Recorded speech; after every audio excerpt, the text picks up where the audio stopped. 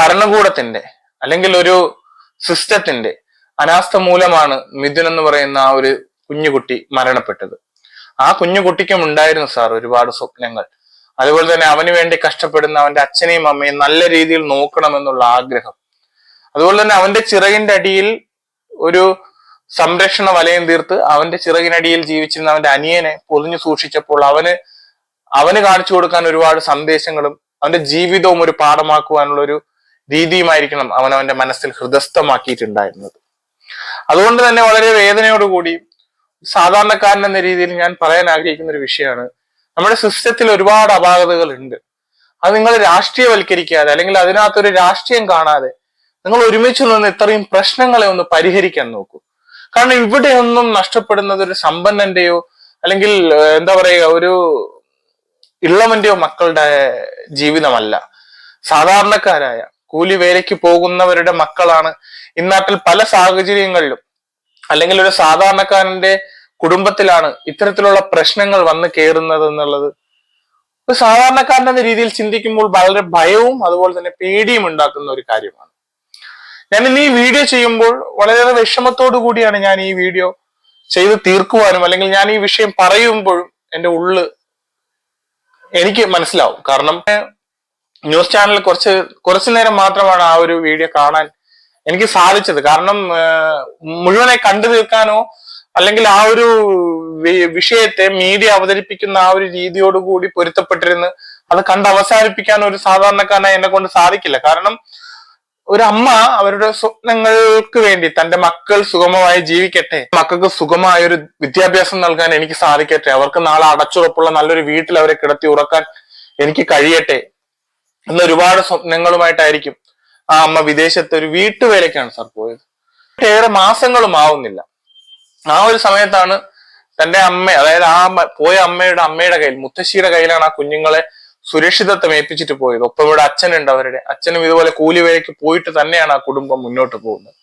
അപ്പോൾ ഇത്തരം ഒരു സാഹചര്യത്തിൽ ജീവിക്കുന്ന ഒരു കുടുംബത്തിൽ പെട്ടെന്ന് ഇത്തരത്തിലൊരു വിഷയം കടന്നു വരുമ്പോൾ അവരത് അംഗീകരിക്കുക അല്ലെങ്കിൽ ആ ഒരു സാഹചര്യത്തോട് പൊരുത്തപ്പെടുക എന്ന് പറയുന്നത് വളരെ ബുദ്ധിമുട്ടുള്ള ഒരു കാര്യമാണ്. ഇന്നിപ്പോൾ ആ കുടുംബത്തിന് മുന്നിൽ ഓടിക്കൂടുന്ന ഒരു സമൂഹമുണ്ട്, അല്ലെങ്കിൽ ഇവിടുത്തെ കുറെ രാഷ്ട്രീയക്കാരുണ്ട്, ഇവിടുത്തെ ഭരണകൂടമുണ്ട്. ഇതെല്ലാം തന്നെ എത്ര നാൾ സാർ ഇങ്ങനെ അനുഭവിച്ചവരുടെ ഒരു ഹിസ്റ്ററി ബാക്കിലോട്ട് നമ്മൾ ചികഞ്ഞു പോയാൽ ഈ ഒരു സാഹചര്യത്തിൽ ഓടിക്കൂടിയ ആളുകൾ ഒന്നും തന്നെ പിന്നെ അവരുടെ മുന്നോട്ടുള്ള ജീവിതത്തിൽ അവർക്ക് ഒപ്പം ഉണ്ടാവണമെന്നില്ല. കാരണം ഒരുപക്ഷെ ഇന്ന് നിങ്ങൾ അവരെ പൊതിഞ്ഞു പിടിക്കും, ഒരു 10 നാൾ നിങ്ങൾ അവരെ പൊതിഞ്ഞു പിടിക്കും, ഒരു മാസം ഒരുപക്ഷെ നിങ്ങൾ അവരെ പൊതിഞ്ഞു പിടിക്കും, നമ്മുടെ മീഡിയ അവരെ വാർത്തകൾ കൊടുത്തുകൊണ്ടിരിക്കും. പിന്നെ അവർ ജീവിക്കേണ്ടത് ആ മകനില്ലാത്ത ഭൂമിയിൽ ഒറ്റയ്ക്കാണ് സാർ. കാരണം ആ കുഞ്ഞിനെ അവർ നൊന്തു പ്രസവിച്ച ആ സമയം മുതൽ അവൻ വളർന്നു നിന്ന് ഈ ഒരു അവസ്ഥയിൽ എത്തി നിൽക്കുന്നത് വരെ ആ അമ്മയും അച്ഛനും അവരിൽ നെയ്തു കൂട്ടിയ ഒരുപാട് സ്വപ്നങ്ങളുണ്ട്. ആ സ്വപ്നങ്ങളാണ് ഒരു ചെറിയൊരു അശ്രദ്ധ മൂലം അല്ലെങ്കിൽ ഒരു എന്താ പറയുക ഒരു സിസ്റ്റത്തിന്റെ ഒരു പാകപ്പിഴ മൂലം ഇന്ന് മരണപ്പെട്ടിട്ടുള്ളത്. ഇതിനാരാണ് ഉത്തരവാദി? ഇവിടെ നമ്മളെ ഭരിച്ചുകൊണ്ടിരിക്കുന്ന ഇപ്പോ ഭരണത്തിലുള്ള സർക്കാരാണോ, അതോ ഇപ്പൊ പ്രതിപക്ഷത്തിരിക്കുന്ന പ്രതിപക്ഷ കക്ഷികളാണോ, അതോ ഈ വീഡിയോ ചെയ്യുന്ന ഞാനോ, എന്റെ ഈ വീഡിയോ കാണുന്ന നിങ്ങളോ, അല്ലെങ്കിൽ ഈ ഒരു കൂട്ടം, ഈ ഒരു സമൂഹമാണോ ഇതിന് കാരണക്കാർ? ആരാണ് ഇതിന് കാരണക്കാർ? ഒരു അനാസ്ഥയാണ് ഇതിന് കാരണക്കാരാവുമ്പോൾ അതിന് എല്ലാവരും അതിൽ ഉത്തരവാദിത്വം ഏറ്റെടുക്കാനുള്ള ഒരു ഇത് കാണിക്കണം. കാരണം ഇവിടെ ഒരു വകുപ്പുണ്ട്, വകുപ്പ് തല ഉദ്യോഗസ്ഥരുണ്ട്, ആ വകുപ്പിന്റെ കീഴിൽ ഒട്ടനവധി തൊഴിലാളികളുണ്ട്, ഒരുപാട് പഠന രീതികളുണ്ട്, ഇതിനെക്കുറിച്ച് അന്വേഷിക്കുന്ന ഒരുപാട് സംഘടനകളുണ്ട്, ഒക്കെ ഉണ്ട്. എന്നിരുന്നാൽ പോലും ഒരു മരണം വേണം സാർ ഇവിടെ ഒരു അന്വേഷണം വരുവാനും അല്ലെങ്കിൽ ഇത്തരം തെറ്റുകളും അപാകതകളെയും ചൂണ്ടിക്കാണിച്ച് അതിനെ തിരുത്തുവാനും. ഇവിടെ ഒരു മരണമാണോ അതിനൊരു മെസ്സേജ് ആവുന്നത്, അല്ലെങ്കിൽ മരണമാണോ അതിനൊരു കാരണമാവേണ്ടത്? കഴിഞ്ഞ കുറച്ചു നാൾ മുമ്പ് കോട്ടയത്ത് ഇതുപോലെ ഒരു പാവപ്പെട്ട സ്ത്രീ മരണപ്പെട്ടപ്പോൾ അതിനെതിരെ ഇത്തരത്തിൽ ഇനി എവിടെയെങ്കിലും പ്രശ്നങ്ങളുണ്ടോ എന്ന് അന്വേഷിക്കാൻ വേണ്ടി ഇവിടെ അന്വേഷണ സമിതികൾ വന്നു. അതിനെക്കുറിച്ച് വാർത്ത ചെയ്യാൻ മീഡിയക്കാർക്ക് ഭയങ്കര ആർജവം ഉണ്ടായി. ഇന്നിപ്പോൾ ഈ കുഞ്ഞിന്റെ മരണത്തിനപ്പുറം പല സ്കൂളുകളിലെയും അവസ്ഥ അല്ലെങ്കിൽ അവിടുത്തെ ഒരുപാട് ദുരവസ്ഥകളെ കുറിച്ച് മീഡിയകൾ വാർത്ത ചെയ്യുന്നുണ്ട്. അതുകൊണ്ടാണ് ചോദിച്ചു പോകുന്നത്, ഇവിടെ ഒരു മരണമാണോ സാർ ഇത്തരം വിഷയങ്ങളെ കുറിച്ച് സംസാരിക്കാനും ഇത്തരം വിഷയങ്ങളുടെ സൊല്യൂഷൻ കണ്ടെത്താനുമുള്ള ഒരു കാരണമായിട്ട് നമ്മൾ എടുക്കേണ്ടത്? തിരുത്തപ്പെടേണ്ടത് ചില തെറ്റായ കീഴ്വഴക്കങ്ങളാണ്. കാരണം ഇവിടെ ഒരു രാഷ്ട്രീയക്കാരുടെ അമിത താല്പര്യപ്രകാരം അല്ലെങ്കിൽ രാഷ്ട്രീയക്കാർക്ക് സ്വാധീനമുള്ള മേഖലകളിൽ മാത്രം കടന്നു വരുന്ന വികസനം, ഇതെല്ലാം മാറ്റി നിർത്തണം. കാരണം വികസനം എന്ന് പറയുന്നത് ഒരു നാടിന്റെ അടിത്തട്ടുകളിൽ നിന്നും ബേസ് ലെവലിൽ നിന്നും ഉണ്ടാക്കിയെടുക്കേണ്ട ഒരു സംഭവമാണ്. അവിടെ ചിലപ്പോൾ തീരെ ഒരു ഡെവലപ്പ് ആവാത്ത ഗ്രാമപ്രദേശങ്ങൾ നമ്മുടെ ഇടങ്ങളിൽ ഇന്നും ഒരുപാട് സ്ഥലങ്ങളിലുണ്ട്.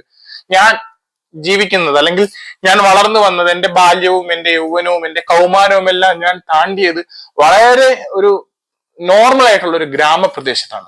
ഞാൻ പഠിച്ചത് ഒരു സാധാരണ ഗവൺമെന്റ് സ്കൂളിലാണ്. ആ ഗവൺമെന്റ് സ്കൂൾ ഇന്ന് ഞാൻ ചെന്ന് കാണുമ്പോൾ കുറച്ച് ഹൈടെക് ഒക്കെ ആയിട്ടുണ്ടെങ്കിലും എന്റെ ആ ഒരു നാടിന്റെ ഒരു അന്തരീക്ഷത്തിൽ വലിയ മാറ്റങ്ങളൊന്നും സംഭവിച്ചിട്ടില്ല എന്നാണ് ഞാൻ വിശ്വസിക്കുന്നത്. കാരണം ഒരുപാട് ഡെവലപ്മെന്റ്സുകൾ ഒന്നും എത്തി നോക്കാത്ത ഒരു സാധാരണ നാട്ടിൻപുറം തന്നെയാണ് ഞാൻ ജീവിച്ചിരുന്ന ആ സ്ഥലം. അത് ഇന്നും അങ്ങനെയൊക്കെ തന്നെ തുടരുന്നുണ്ട്. ഞാൻ എന്റെ കുട്ടിക്കാലത്ത് കണ്ടിരുന്ന 2-3 കടകളും ഒരു 2 ചായക്കടകളും 2-3 പീടികകളും അതൊക്കെ മാത്രം തന്നെയാണ് ഇന്നും അവിടെ ഉള്ളത്. അല്ലാതെ വലിയ ഡെവലപ്മെന്റ്സുകളൊന്നും അവിടെയൊന്നും എത്തി നോക്കുന്നില്ല. നഗരങ്ങൾ മാത്രം വികസിച്ച് മുന്നേറുമ്പോൾ ഗ്രാമപ്രദേശങ്ങളിലും കൂടി ഇതെത്തണം. ഗ്രാമങ്ങളിലുള്ള ഒരു മനുഷ്യരാണ്, ഗ്രാമങ്ങളിൽ ജീവിക്കുന്നവർക്കും ഈ പറയുന്ന വികസനങ്ങൾ വേണം. അവരുടെ മക്കൾക്ക് നാളെ നല്ല രീതിയിൽ ഇവിടെ ജീവിക്കണം. അവിടെയും ഒരുപാട് ഡെവലപ്മെന്റ്സ് ആയിട്ടുള്ള കാര്യങ്ങൾ എത്തണം. അത് ആഗ്രഹിക്കുന്നത് നിങ്ങൾ വോട്ട് ചെയ്യുന്ന ഒരു സാധാരണക്കാരൻ തന്നെയാണ്. അല്ലാതെ ഈ നഗരത്തിലുള്ള ഒരാൾക്ക് 2 വോട്ടും ഗ്രാമത്തിലുള്ള ഒരാൾക്ക് 1 വോട്ടും അങ്ങനെയൊന്നും ഇല്ലല്ലോ. നഗരത്തിൽ ജീവിക്കുന്നവനും ഗ്രാമത്തിൽ ജീവിക്കുന്നവനും 1 വോട്ട് തന്നെയാണുള്ളത്. അവൻ നൽകുന്ന ആ വോട്ട് കൊണ്ട് തന്നെയാണ് നിങ്ങൾ ഇവിടെ ഭരിക്കുന്നത്. ഏതൊരു കക്ഷി ഇവിടെ ഭരണത്തിൽ വന്നാലും, ഏതൊരു രാഷ്ട്രീയ കക്ഷി ഇവിടെ നേതൃത്വം ഏറ്റെടുത്താലും, അതൊക്കെ മാറി മാറി ഇവിടെ ഭരിച്ചാലും ഏറ്റവും അവസാനം കുതിര കയറപ്പെടുന്നത് അല്ലെങ്കിൽ ഏറ്റവും അവസാനം ക്രൂശിക്കപ്പെടുന്നത്, ഇതുപോലെ മരണങ്ങളിൽ ചെന്ന് വീഴുന്നത് ഇവിടുത്തെ സാധാരണക്കാർ തന്നെയാണ്. ഇതിനൊരു തിരുത്തലാണ് വേണ്ടത്. കാരണം ഒരു വിഷയങ്ങൾക്കപ്പുറം വിഷയങ്ങൾ ഉണ്ടാവുമ്പോൾ, ഒരു ബ്രേക്കിംഗ് ന്യൂസായി അതിങ്ങനെ നിൽക്കുമ്പോൾ, ലൈവ് സ്ട്രീമിംഗിൽ നിൽക്കുമ്പോൾ മാത്രം ഇതൊരു വിഷയമാകുമ്പോൾ, മറ്റു സമയങ്ങളിൽ ഇതൊരു വിഷയമാവാതിരിക്കുമ്പോൾ ഇവിടെ ആരാണ് തിരുത്തേണ്ടത്? കാരണം ഇന്നതൊരു വിഷയമാകുമ്പോൾ ഇത് ലൈവിൽ ഉണ്ടാവും, നാളെ ഈ വിഷയങ്ങൾ ഇല്ലാതെ ഇതൊന്ന് കെട്ടണയുമ്പോൾ ഈ വിഷയം തീരും. എന്നിട്ട് പിന്നെ അടുത്തൊരു മരണം വരെ കാത്തിരിക്കണം ഈ ഒരു വിഷയത്തെ കുറിച്ച് നമുക്ക് സംസാരിക്കുവാൻ. അല്ലെങ്കിൽ ഒരു മരണം വേണം ഇത്തരം കാര്യങ്ങളെ കുറിച്ച് നമുക്കൊന്നും കൂടെ ഒന്ന് ചർച്ചകൾ നടത്താൻ. അല്ലാതെ സൊല്യൂഷൻ അല്ല. സൊല്യൂഷൻ ഒരു വിഷയം തീരുന്നുണ്ടോ? ഇതിനു മുന്നേ എത്രയോ കുട്ടികൾ ഇതേ രീതിയിൽ തന്നെ പല സാഹചര്യങ്ങളിൽ സ്കൂളുകളിൽ മരണപ്പെട്ടിട്ടുണ്ട്. അതുപോലെ തന്നെ എത്രയോ പേര് മൃഗങ്ങളെല്ലാം ആക്രമിക്കപ്പെട്ടിവിടെ മരണപ്പെടുന്നുണ്ട്. ആന ചവിട്ടിയും പുലി പിടിച്ചും അങ്ങനെയുള്ള വന്യമൃഗ ആക്രമണങ്ങളെ ഇവിടെ എത്രയോ പേർ മരണപ്പെട്ടുകൊണ്ടിരിക്കുന്നു. ഇതിനൊന്നും തന്നെ സൊല്യൂഷൻ ഇല്ല. എല്ലാത്തിനും ഒരു വഴിയുണ്ട്. ഇവിടുത്തെ സർക്കാരുകളുടെ, ഈ പറഞ്ഞ ഇപ്പോഴത്തെ സർക്കാരിന്റെ അല്ല, കഴിഞ്ഞുപോയ സർക്കാരുകളുടെ കയ്യിലും ഉണ്ടായിരുന്ന ഒരു വഴിയുണ്ട്. ഒന്നുകിൽ ഈ മരണപ്പെടുന്നവരുടെ ആശ്രയർക്ക് ഒരു ജോലി കൊടുക്കുക, അല്ലെങ്കിൽ കുറച്ച് പൈസ കോമ്പൻസേഷൻ എന്ന രീതിയിൽ പറഞ്ഞിട്ട് പൈസ കൊടുത്ത് ഈ ഒരു വിഷയം അവിടെ തീർക്കുക. മരണപ്പെട്ടത് ആ കുടുംബത്തിനാണ്. നിങ്ങൾ അവിടെ ഇനി ഒരു ജോലി കൊടുത്താലും, അവിടെ ഇനി കുറെ പൈസ വാരി കൊടുത്താലും നഷ്ടം ആ കുടുംബത്തിന്റെ മാത്രമാണ്. ആ നഷ്ടത്തിനപ്പുറം ഒന്നു കൊടുത്താലും എന്തു കൊടുത്താലും ഒരു പ്രതിവിധിയാവില്ല. പോയത് അവരുടെ ഇടങ്ങളിൽ നിന്നുള്ളൊരു കുഞ്ഞാണ്. അതുകൊണ്ട് തിരിച്ചറിവോ വകതിരിവോ ഒന്നും നിങ്ങളെ പഠിപ്പിക്കേണ്ട ആവശ്യമില്ല. കാരണം നിങ്ങൾ ജനങ്ങൾക്ക് വേണ്ടി ജനസേവനത്തിനായിട്ട് ഇറങ്ങിയ ആളുകളാണ്. അത് ജനസേവനത്തിന് ഇറങ്ങുമ്പോൾ ജനത്തിനെ സേവിക്കാനാവണം, ജനത്തിനെ വധിക്കാനാവരുത് എന്നൊരു അപേക്ഷ മാത്രമേ ഇവിടുത്തെ എല്ലാ രാഷ്ട്രീയക്കാരോടും ഉള്ളൂ. അതിന്റെ പ്രത്യേകിച്ച് ആരുടെ പേരൊന്നും എടുത്ത് പറയുന്നില്ല.